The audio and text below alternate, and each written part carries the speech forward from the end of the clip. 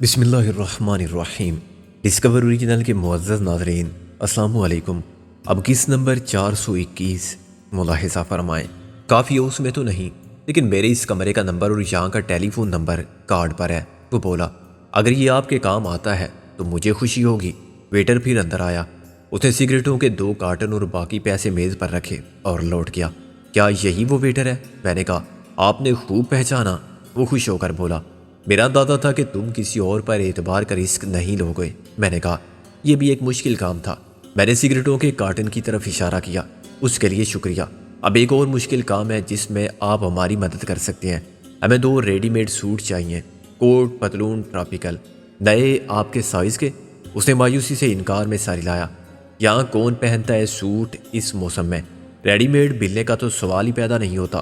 ہاں ارجنٹ 24 گھنٹے میں تیار ہو جائے گا۔ 24 گھنٹے نہیں ہے ہمارے پاس، زیادہ سے زیادہ 2 گھنٹے ہیں۔ محسن بولا پھر آپ ایسا کریں کہ لائٹ ہاؤس چلے جائیں۔ لائٹ ہاؤس یعنی روشنی کے مینار پر؟ میں نے کہا۔ وہ ہنسنے لگا۔ یہ بندر روڈ پر ایک سینما ہے، اس کے ساتھ لنڈا بازار ہے، امریکن امداد کا مرکز۔ ہر سائز اور قیمت کا کوٹ بھی مل جائے گا، پتلون بھی ملے گی، شاید سوٹ بھی نکل آئے۔ یہ ایک اچھی تجویز تھی۔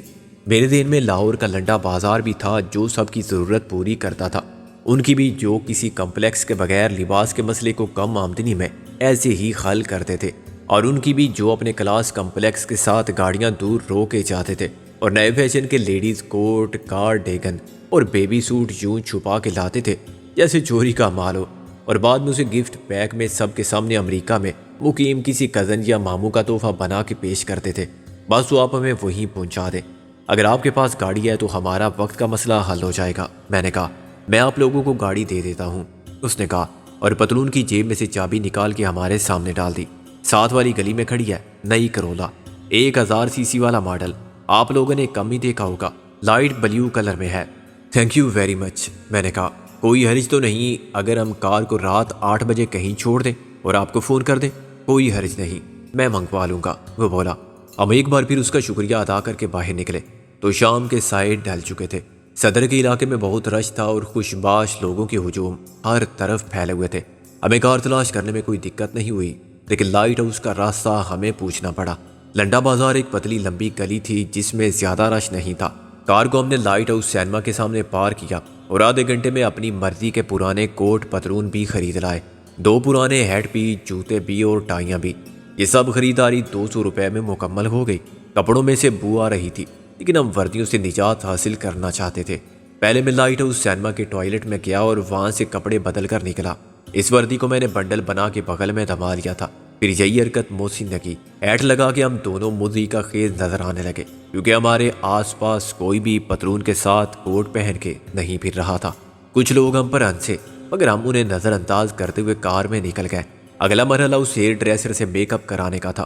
ہمارا یہ لباس صرف بندرگاہ کے علاقے سے گزر جانے کے لیے تھا، آگے ہمیں مائی گیر بن کے سفر کرنا تھا۔ چنانچہ محسن نے مجھے مشورہ دیا کہ ہم صرف داڑھی کا اضافہ کر لیں تو ہمارے چہرے مچھیرانہ ہو سکتے ہیں۔ محسن کی بات معقول تھی۔ سمندری سفر میں سوٹ بوٹ ہمارے لیے بیکار تھا، پھر بھی یہ کپڑے پھینکے نہیں جا سکتے تھے، آگے نہ جانے کہاں کس دیس میں کس کا بیس بنانا پڑے۔ اب اکرام شیخ سے ملنے کا تو کوئی چانس نہیں رہا۔ محسن نے گھڑی دے کر کہا ہاں مل جاتا تو اچھا تھا، اس سے رابطے کی بات کر لیتے کہ آئندہ کیا ہوگا اور کیسے ہوگا، دیکھو شاید وہ انتظار کرے۔ محسن بولا ہم سے وہ بھی ملنا چاہے گا، یہ جاننے کے لیے کہ ہمارے مشن کا کیا بنا۔ ایلفنسٹن میں داخل ہونے کے لیے ہمیں چکر لگا کے آنا پڑا۔ ہم وکٹوریا روڈ سے سیدھے گئے اور پھر گھوم کے واپس آئے۔ اس ہیئر ڈریسنگ سیلون کو تلاش کرنا مشکل ثابت نہ ہوا، لیکن وہاں کا پارکنگ کے لیے جگہ بنانا مسئلہ بن گیا۔ بلاخر ایک گاڑی کی تار سے نکلی تو ہم نے فوراً اس کی جگہ لے لی۔ سیلون ایئر کنڈیشن تھا اور اندر سے پورا آئینہ خانہ تھا۔ چاروں طرف دیوار گیر آئینوں میں ہمیں اپنے ان گنت عکس دائیں اور بائیں متحرک دکھائی دیے۔ یوں لگتا تھا جیسے ایک ہی قطار میں ایک سے لوگ ایک سا لباس پہنے کھڑے ہیں اور ایک مشین ان سب کی نقل و حرکت کو کنٹرول کرتی ہے۔ صف بستہ فوجیوں کی ڈرل پریڈ میں بھی اتنی ہم مانگی نہیں ہوتی۔ 3 سرنگو افراد نے جو خاصے فارغ البال تھے اور باقی ماندہ بالوں کو فیشن اور سٹائل سے سر کا گن چھپانے کے لیے استعمال کرنا چاہتے تھے، ہمیں حیرانی سے دیکھا۔ شیو بناتے بناتے ایک کاریگر کا ہاتھ رک گیا۔ ان کے نزدیک ہم کارٹون تھے یا بے حد مزی کا خیز نمونے تھے۔ مجھے احساس ہوا کہ یہ لباس تو ہمیں غیر معمولی طور پر توجہ کا مرکز بنا رہا ہے۔ کراچی میں اس موسم میں لوگ سوٹ پہنتے ہیں تو کسی اعلیٰ درجے کے ہوٹل میں یا ایئر کنڈیشنڈ کار میں، لیکن وہ بھی عموماً بڑے بیوروکریٹ ہوتے ہیں اور ایسے لنڈا بازار کے کپڑوں میں نہیں ہوتے۔ میں نے استقبال کے لیے آنے والے ہیئر ڈریسر سے فرانچ میں کہا، تم میری کچھ مدد کر سکتی ہو؟ اور کافی اس کے مالک یا مینیجر کا دیا ہوا کارڈ اسے تھما دیا۔ شیو بنوانے والا شخص سے ایک دم اچھلا، تم فرنچ ہو؟ اس نے رواں فرانسیسی میں کہا اور منہ پر لگے ہوئے شیو کے صابن سمیت ہم سے گلے ملنے توڑا۔ میری ماں بھی فرنچ تھی، باپ پاکستانی ہے۔ میں بونچ کر رہ گیا۔ اسے معلوم تھا کہ اچانک فرانسیسی جاننے والا یوں مل جائے گا۔ میں نے اللہ کا شکر ادا کیا کہ میں نے باربر سے کوئی غلط بات نہیں کی تھی۔ میں وہی پیدا ہوا تھا، پھر میری ماں مر گئی، میں باپ کے ساتھ آ گیا، دوبارہ تعلیم کے لیے گیا۔ اب آیا تھا کیونکہ میرا باپ بیمار تھا، وہ بھی مر گیا۔ میں واپس جا رہا ہوں۔ تم کہاں کے رہنے والے ہو اور تم یہ کیا اولیا بنائے پھر رہے ہو؟ یہاں یہ سب نہیں چلتا۔ اس شخص نے ایک ہی سانس میں سب کچھ کہہ ڈالا۔ بلاخر مجھے بھی بولنے کا موقع ملا۔ میں فرنچ نہیں ہوں، میں نے غرا کر کہا، لیبیا کا رہنے والا ہوں، سمجھے؟ اس کی سٹی گم ہو گئی۔ وہ واپس اپنی جگہ جا بیٹھا۔ ہم زبان ہونے کے باوجود میں نے خود کو اس کا دشمن قرار دیا تھا۔ ہیئر ڈریسر اب ہمیں ایک پارلر میں لے گیا۔ میں انتظار کر رہا تھا آپ لوگوں کا۔ مجھے فون آ چکا تھا آپ کے دوست کا۔ اس نے کارڈ لوٹا کر کہا، انہوں نے یہ بھی بتا دیا تھا کہ آپ لوگ لائٹ ہاؤس گئے ہیں۔ میں نے اس سے ہاتھ ملایا۔ پھر تو وضاحت کی ضرورت ہی نہیں ہے، بتائیے میں آپ لوگوں کے لیے کیا کر سکتا ہوں؟ وہ بولا۔ ہم نے اسے اپنی آمد کا مقصد بتایا۔ اس نے ہماری صورتوں کا غور سے جائزہ لیا اور پھر ہمیں 2 کرسیوں پر بٹھا کے دونوں کا باری باری میک اپ کیا۔ اس نے ہمارے بالوں کو عجیب طرح سے پھیلا دیا، اس طرح کہ ہمارے بال سیدھے اور لمبے ہو گئے مگر سامنے سے پیشانی پر آ گئے۔ ایک اسپرے سے ان کا رنگ بھورا ہو گیا۔ اس نے کہا کہ یہ بھورا رنگ 15-20 دن رہے گا، پھر رفتہ رفتہ اٹھ جائے گا۔ اس نے بالوں سے میچ کرتی ہوئی داڑھی بھی فراہم کی جو بالکل اصلی لگتی تھی۔ اس لیے میں ہم بالکل ہیپی نظر آنے لگے تھے، مگر اسی وضع قطع کے ساتھ ہم لباس بدل کے لنگی باندھ لیتے اور بنیان پہن لیتے یا شلوار کے ساتھ واسکٹ استعمال کرتے، تب بھی فرق نہ پڑتا۔ ہم اس وطن دوست شخص کی خدمات کے اعتراف میں شکریہ کے سوا اسے کچھ نہ دے سکے۔ اس نے معاوضہ لینے سے انکار کر دیا اور یہ بھی کہا کہ آئندہ بھی جب اس کی خدمات کی ضرورت ہو اور ہم خود نہ آ سکتے ہوں تو اسے بلوا لیں، مخصوص امریکن ہپی لوگوں کی طرح جو ان دنوں پاکستان میں ہر جگہ اپنی ہولیت قضائی میں سڑکوں پر اور بازاروں میں گھومتے نظر آتے تھے۔ ہم بھی تماشا بنے مگر دیکھنے والوں نے صرف مسکرانے پر اکتفا کیا۔ اتفاق سے عین اسی چوراہے کے موڑ پر ایک ہپی اپنا ہیڈ زمین پر رکھے گٹار بجا رہا تھا اور لوگ اس کے ہیڈ میں سکے اور نوٹ ڈالتے جا رہے تھے۔ دیار غیر میں جان نہ کوئی جانتا ہو نہ پہچانتا ہوں، شرم و حیا اور بے عزتی کا احساس بے معنی ہو جاتا ہے۔ اور یہ ہپی جو تن کے ایک جوڑے میں دنیا دیکھنے نکل کھڑے ہوتے ہیں، اس بات کی بالکل پرواہ نہیں کرتے کہ دنیا انہیں دیکھ رہی ہے۔ ان کے لیے مانگ کے کھانا یا فٹ پاتھ پر فقیروں کی طرح سو جانا بھی اس ایڈونچر کا ایک حصہ تھا۔ تاہم کچھ عرصے سے اخبارات کے باریک بین صحافی ان آوارہ گرد نظر آنے والوں کی تعداد میں تشویشناک اضافے پر قومتی سلامتی کے نقطۂ نظر سے اظہار خیال کر رہے تھے۔ کچھ ہپی احساس نوعیت کے اداروں کے قریب اور ممنوعہ علاقے کے آس پاس منڈلاتے بھی دیکھے گئے تھے اور ان کی پوری اسرار سرگرمیاں قیاس آرائی کا سبب بن رہی تھی۔ کار میں بندرگاہ کی طرف جاتے ہوئے میں نے محسن سے کہا، کیا تو نے غور کیا کہ آج دن بھر میں ہم نے کتنے ہپی دیکھے ہوں گے؟ ان کی اچانک جلگار کا کیا مطلب نکالا جا سکتا ہے؟ محسن نے جواباً سوال کیا۔ عام خیال تو یہی ہے کہ یہ لوگ جاسوسی کرتے ہیں، سیاح بن کے آتے ہیں، چنانچہ خر رعایت حاصل کر لیتے ہیں، غلط مقام پر بھی پکڑے جائیں تو یہ لا علمی کا اعتراف کر کے معصوم بن جاتے ہیں اور ڈیٹ بن کے ہر غلط کام کرنے سے شرماتے بھی نہیں۔ مثلاً تو نے اس ہپی کو دیکھا جو گٹار بجا رہا تھا؟ اسے میں نے بندرگاہ کے علاقے میں بھی دیکھا تھا، محسن نے کہا۔ اسی طرح ہیڈ سامنے رکھے خاموش بیٹھا تھا، بظاہر گٹار بجانے میں مگن تھا، لیکن اس کی نظریں ہر سمت میں بھٹک رہی تھی۔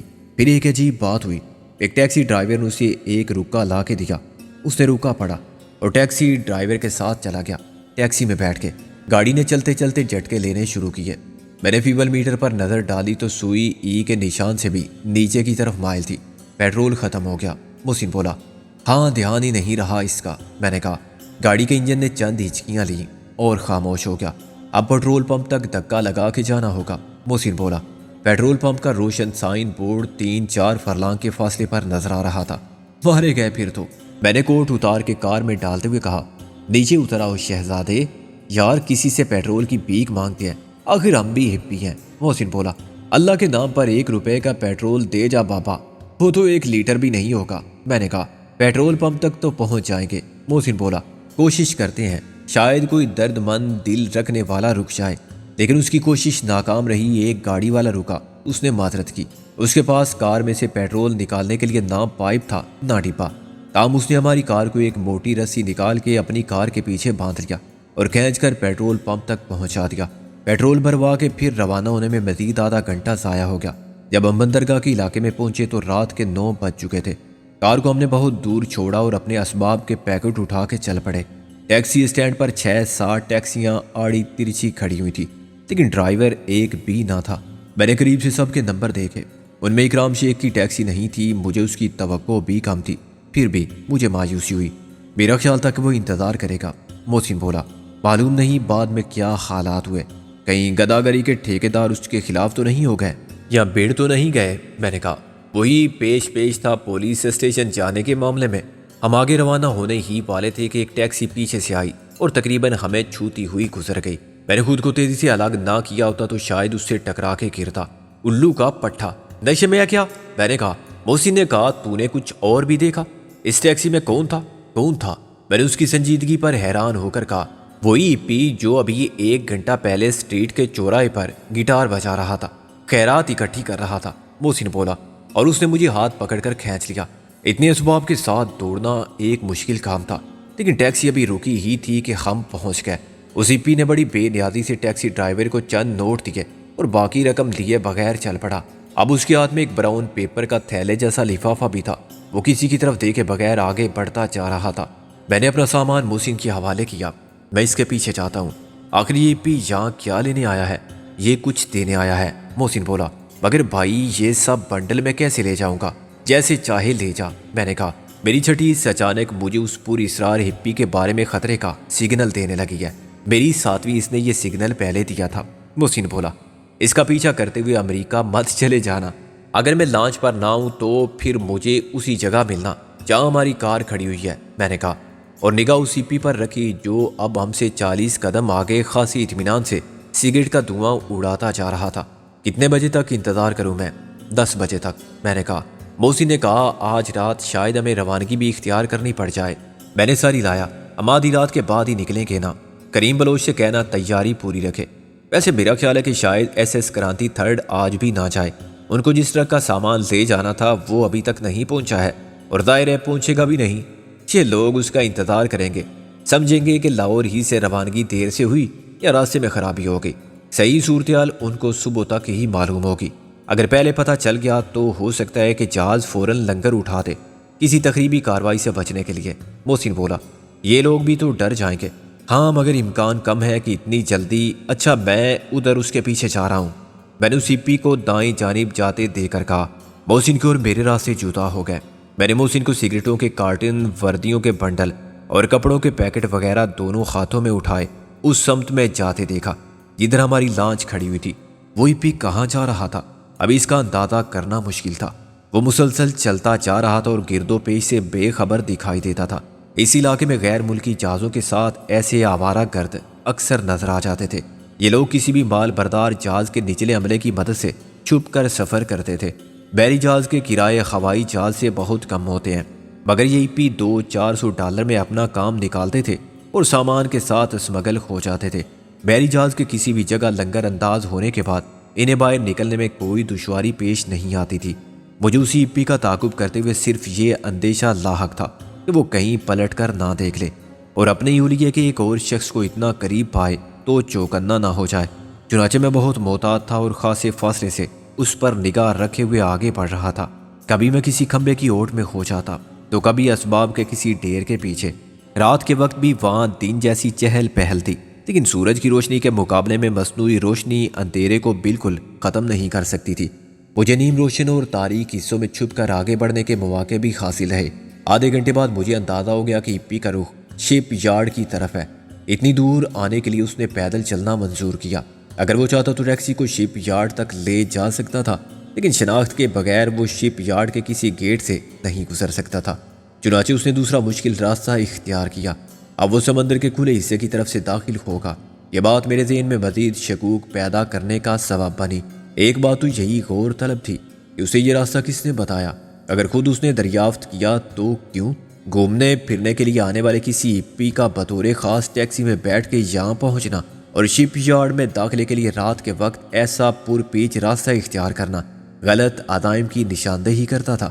ہپی کا خیال تھا کہ اس پر کسی نے شک نہیں کیا ہوگا، چنانچہ وہ مطمئن تھا کہ اس کے پیچھے کوئی نہیں آ سکتا۔ اسے کیا معلوم کہ سب سے پہلے محسن اس کو دیکھ چکا تھا جب وہ ایک ٹیکسی میں بیٹھ کے کہیں گیا تھا۔ آج پھر وہ ٹیکسی میں آیا تھا۔ کیا یہ وہی ٹیکسی تھی؟ میں نے سوچا، لیکن مجھے کوشش کے باوجود اس کا نمبر یاد نہ آیا، حالانکہ میں نے اس کا نمبر دیکھا تھا۔ شاید محسن کو یاد رہ جائے اور ہم اسے تلاش کر لیں۔ ایک جگہ پہنچ کر میں رک گیا۔ اب میری نظریں ہپی کو آگے بڑھتا دیکھ رہی تھی۔ میں محسن میاں کی گنے کا رس نکالنے والی ریڑھی کے قریب کھڑا ہو گیا تھا۔ ریڑھی اور مشین اس وقت بند تھی۔ شپ یارڈ میں جہازوں کی مرمت، دیکھ بھال کی خدمات سر انجام دینے والے اپنے اپنے کام میں مصروف تھے اور میں متعدد جہازوں کے روشن ہفتوں میں چلتے پھرتے افراد کو دیکھ سکتا تھا۔ کئی جگہ ویلڈنگ کرنے والے تیز نیلی روشنی کی چکا چوند پیدا کر رہے تھے۔ ایسی خیرہ کن روشنی ایس ایس کرانتی تھرڈ کے عرشے کو بھی منور کر رہی تھی۔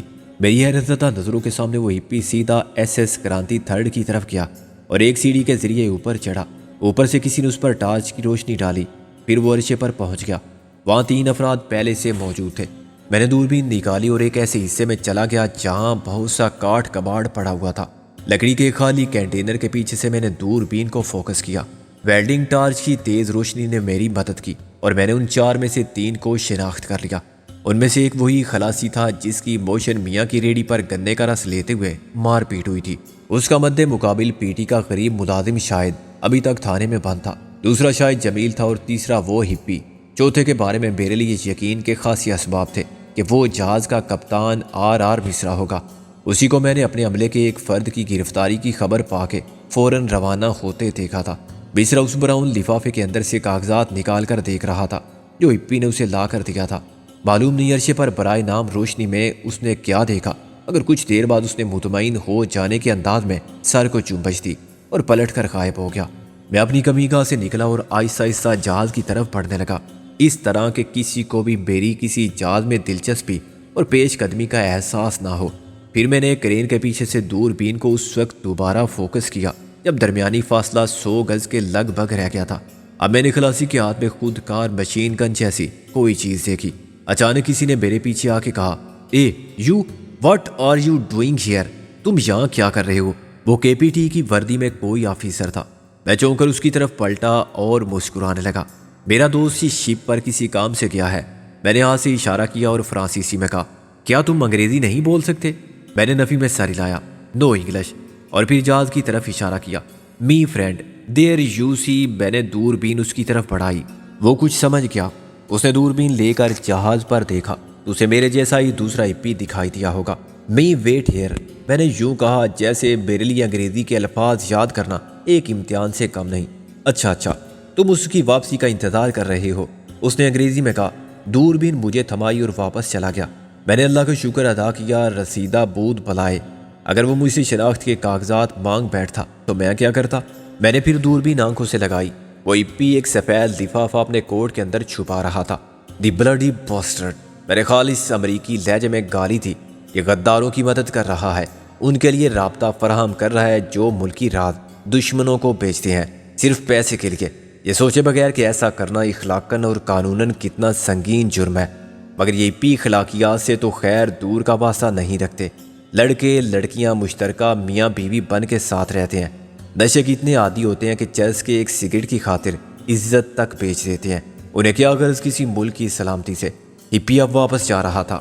حسب توقع اس نے واپس جانے کے لیے بھی سیدھا راستہ اختیار نہیں کیا۔ میں نے دوربین کو واپس بیگ میں ڈالا اور اس کے پیچھے سائے کی طرح لگ گیا۔ اب میں زیادہ بے خوف تھا، میں اسے کہیں بھی دبوچ سکتا تھا اور اسے گن پوائنٹ پر اپنے ساتھ بھی لے جا سکتا تھا، مگر اس کو گم کر دینے کا خطرہ مول نہیں لے سکتا تھا۔ اس کے برعکس وہ کچھ خوف زدہ تھا، اس لیے کہ پہلے اس کے ہاتھ میں بے مصرف کاغذات تھے، لیکن اب اس کو اپنی پرخطر غیر قانونی خدمات کا صلہ مل چکا تھا جو شاید سینکڑوں ڈالر ہوگا۔ وہ اس دولت کے لوٹ جانے کے ڈر سے ہر طرف دیکھتا ہوا جا رہا تھا کہ کہیں کوئی چور اچکا تو اس کے تعاقب میں نہیں ہے۔ جب اس نے پہلی بار مجھے دیکھا تو وہ چونکا۔ چند قدم چلنے کے بعد اس نے پھر دیکھا تو میں بدستور اس کے پیچھے تھا۔ وہ رک گیا اور اس نے مجھے قریب آنے کا موقع دیا۔ ہیلو، اس نے ایک پرتجسس دوستانہ مسکراہٹ کے ساتھ اپنا ہاتھ آگے بڑھا کے کہا، یو فرام امریکہ؟ تم امریکہ سے آئے ہو؟ میں نے نفی میں ساری لا کے مصافحہ کیا۔ آئی ایم فرام یو کے، ساؤتھ آف لندن۔ میرا تعلق برطانیہ سے ہے، لندن کے جنوبی حصے سے۔ ہم دونوں ساتھ چلنے لگے۔ اس نے مجھے اپنا نام بتایا اور مجھ سے پوچھا کہ میں کب سے پاکستان میں ہوں۔ میں نے کہا کہ اب تک ہم نیپال میں تھے، مگر ہمیں کالے چوروں نے لوٹ لیا۔ پیسہ نہ ہونے کی وجہ سے ہمیں رکنا پڑا۔ جو لڑکی میرے ساتھ آئی تھی وہ یہاں کسی جہاز پر آئی تھی۔ اسے $50 ملنے کی امید تھی، لیکن وہ واپس نہیں آئی، چنانچہ میں اس کے بارے میں فکر مند ہوں۔ اس نے یہ بالکل نہیں پوچھا کہ وہ لڑکی $50 کیسے لائے گی۔ وہ جانتا تھا کہ لڑکیاں سخت حالات میں کیا روزگار پیدا کر سکتی ہیں۔ میں نے اس اندیشے کا اظہار بھی کیا کہ وہ کتیا مجھے چھوڑ کر جہاز پر ہی نہ نکل گئی ہو۔ وہ ہنسنے لگا۔ آج ایک جہاز پر تو میں بھی گیا تھا، اس کی روانگی کل پر ملتوی ہو گئی ہے۔ اس پر معلوم کرنا چاہو تو کر لو۔ تم کس جہاز کی بات کر رہے ہو؟ وہ ایک انڈین شپ ہے۔ اس نے ہاتھ سے اشارہ کیا۔ اس کا کپتان میرا دوست ہے۔ Shut up! میں نے سخت برا مان کے کہا۔ کیا تم سمجھتی ہو کہ ہم اتنے گھٹیا اور گھرے ہوئے ہیں؟ صرف $50 کے لیے میری گرل فرینڈ کسی بلڈی بلیک انڈین کے پاس جائے گی؟ وہ کسی فرانچ ویسل پر ہے۔ 3 مہذب سیلر اس کو لے گئے تھے۔ اس نے فوراً معذرت کر لی۔ پھر تو تمہیں خود ہی معلوم کرنا پڑے گا۔ یہاں آج کل میں نہ جانے کتنے برٹش، فرنچ اور دوسرے یورپین جہاز آئیں گے اور جائیں گے۔ اب ہم باہر آ گئے تھے۔ اس نے مجھے بائی بائی کہنا چاہا، مگر میں نے کہا، میرے پاس گاڑی ہے، میں تم کو کہاں چھوڑ سکتا ہوں؟ کمان! وہ حیران نظر آنے لگا۔ یو گاٹ اے کار؟ میری اپنی نہیں، کرائے کی ہے، میں نے وضاحت کی۔ وہ مطمئن نظر آنے لگا اور پھر میرے ساتھ ہو لیا۔ تمہارے پاس کرائے کی کار کے لیے پیسے ہیں اور تمہاری گرل فرینڈ $50 کمانے گئی ہے، وہ بولا۔ بے شک ہم کچھ فضول خرچ بھی ہیں، میں نے تسلیم کیا۔ تم کہاں ٹھہرے ہو؟ YMCA۔ میں کسی کو ساتھ رکھنا پسند نہیں کرتا، خصوصاً لڑکیوں کو۔ تم تو ہوٹل میں ٹھہرے ہوگے مسٹر فضول خرچ۔ میں اسے عمدن چکر دے کر اس طرف لے گیا تھا جدھر سے محسن کے آنے کا امکان تھا۔ اب 10:30 بج چکے تھے اور میں نے اسے 10 بجنے کا وقت دیا تھا۔ اسے میں نے اکرام شیخ کے ساتھ ٹیکسی میں بیٹھا ہوا دیکھا تھا۔ ٹیکسی بھی اسٹینڈ سے کافی دور اس کار کے قریب کھڑی ہوئی تھی جس میں مجھے اور اس ہپی کو جانا تھا۔ ہمیں ایک ساتھ واپس آتے دیکھ کر محسن سمجھ گیا ہوگا کہ اب کیا صورتحال ہوگی اور اسے کیا کرنا پڑے گا۔ میں نے کار کا دروازہ چابی سے کھولا اور بیٹھتے ہی آگے پیچھے کے دونوں گیٹ ان لاک کر دیے۔ وہ اگلے دروازے سے میرے ساتھ بیٹھا۔ میں نے کار سٹارٹ کی اور پیچھے دیکھا۔ محسن نے سر ہلا کر مجھے چلتے رہنے کا اشارہ کیا۔ میں نے رفتار میں تھوڑا سا اضافہ کیا ہی تھا کہ محسن نے دوڑتے ہوئے پیچھے والا دروازہ کھولا اور سیٹ پر گرتے ہی بند کر لیا۔ ہپی نے چونک کر پیچھے دیکھا، مگر جو کچھ اسے نظر آیا وہ اس کے آواز گم کرنے کے لیے کافی تھا۔ یہ کیا ہے؟ کون ہو تم؟ وہ اکلایا۔ پلیز سیٹ کوئٹ، محسن نے کہا۔ چپ کر کے بیٹھے رہو۔ تم لوگ اغوا کر رہے ہو مجھے؟ کیوں؟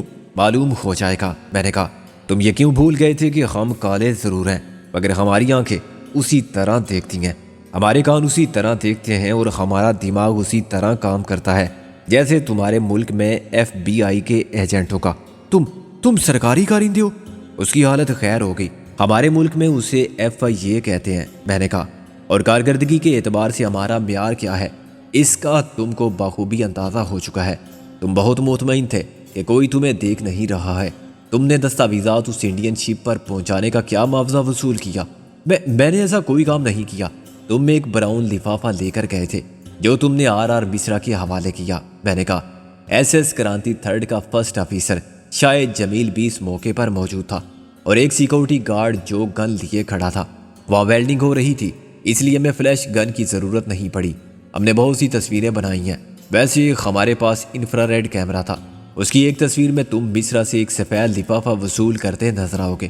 دوسری تصویر اس وقت لی گئی جب تم نے وہ لفافہ اپنے کوٹ میں چھپایا۔ اس میں کتنی رقم ہے مسٹر واٹ؟ محسن نے کہا۔ اپنا پاسپورٹ میرے حوالے کر دو۔ نہیں، کیا ثبوت ہے تمہارے پاس؟ پہلے مجھے اپنا شناختی کارڈ دکھاؤ، اس نے احتجاج کرتے ہوئے کہا۔ مجھے تم لٹیرے لگتے ہو۔ پلک جھپکنے میں اس نے گیٹ کھول کر باہر کودنے کی کوشش کی۔ کار کی رفتار بہت تیز تھی مگر اس سے بھی زیادہ برق رفتاری کا مظاہرہ محسن نے کیا۔ اس نے ہپی کے سر پر ریوالور مارا اور میں نے اسے بائیں خواہ سے واپس کھینچ لیا، ورنہ وہ کھلے دروازے سے لٹک کر باہر جا گرتا تو اتنی رفتار سے سڑک پر گرنے سے اس کی گردن بھی ٹوٹ سکتی تھی۔ اب میں نے رفتار کم کی اور محسن نے آگے جھک کر جھولتا ہوا دروازہ کھینچ کر بند کر دیا۔ اکرام شیخ کی ٹیکسی ہمارے پیچھے تھی۔ میں نے اسے روانہ ہوتے ہی بیک ویو مرر میں دیکھ لیا تھا۔ اب وہ ہمارے برابر آ گیا۔ سب ٹھیک ہے نا؟ وہ بولا۔ میں نے مسکرا کر اسے انگوٹھا دکھایا، اس کا مطلب تھا فائن۔